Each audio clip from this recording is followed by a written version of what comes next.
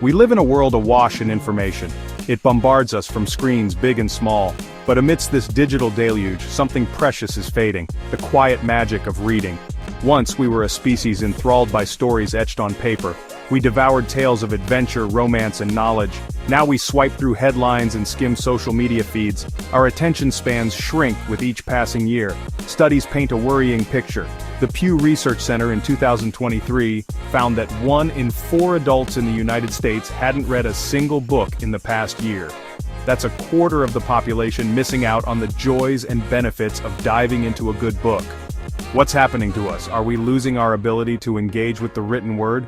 The answer, sadly, seems to be yes. We're trading the depth of books for the fleeting allure of the internet. But this shift comes at a cost.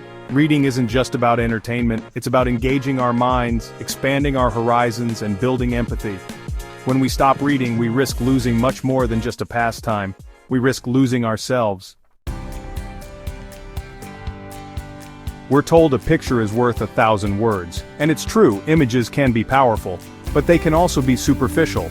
They rarely demand the same level of engagement as the written word. When we read, we're forced to create the images in our minds. We become active participants in the storytelling process. This active engagement strengthens our imaginations and cognitive abilities. Think about the difference between watching a movie adaptation of a book and reading the book itself. The movie presents a pre-packaged visual experience. The book, on the other hand, allows your imagination to run wild. You get to picture the characters, settings, and events in your own unique way. This act of creation is a powerful form of mental exercise. The rise of visual media has created a generation accustomed to passive consumption. We're bombarded with images and videos that require little effort to process.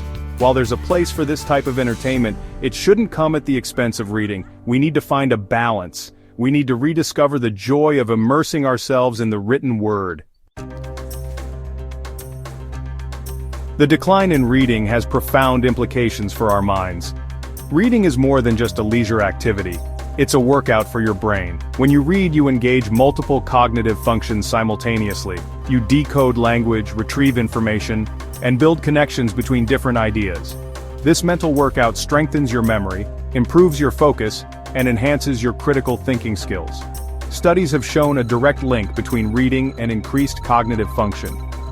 Researchers at Stanford University found that literary reading, in particular, activates areas of the brain associated with empathy and theory of mind. These are essential skills for navigating the complexities of human relationships and understanding different perspectives.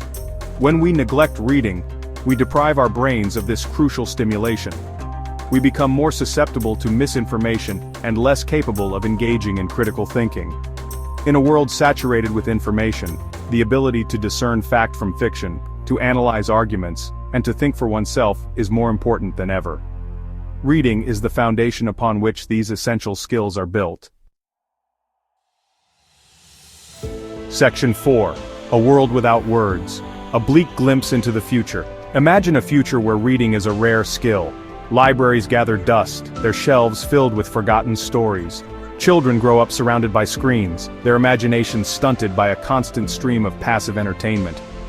Conversation is shallow, lacking the nuance and depth that comes from encountering diverse perspectives in literature.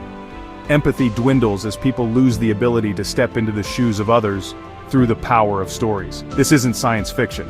It's a very real possibility if we continue down this path of neglecting the written word. The consequences are far-reaching, impacting not just our individual minds but the very fabric of our society.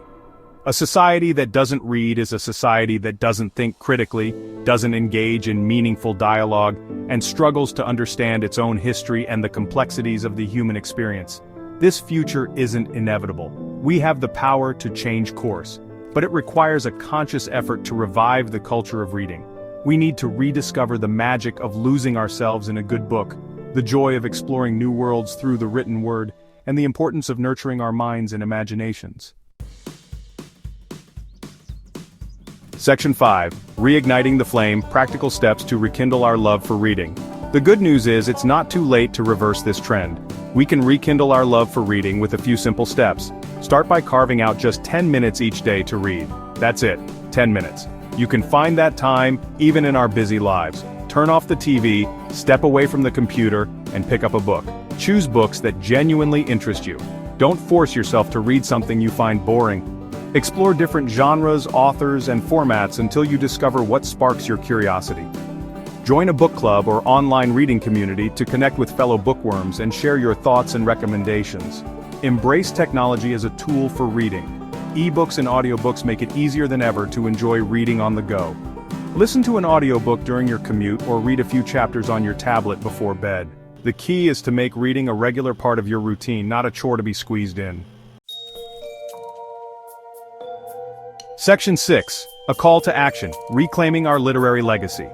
The written word is a gift. It's a portal to other worlds, a window into the human soul, and a tool for shaping our minds. We must not let this gift fade away. Let's reclaim our literary legacy and rediscover the joy of reading. Pick up a book today, and encourage others to do the same. The future of our minds and our society may very well depend on it. Let's not let the stories fade away.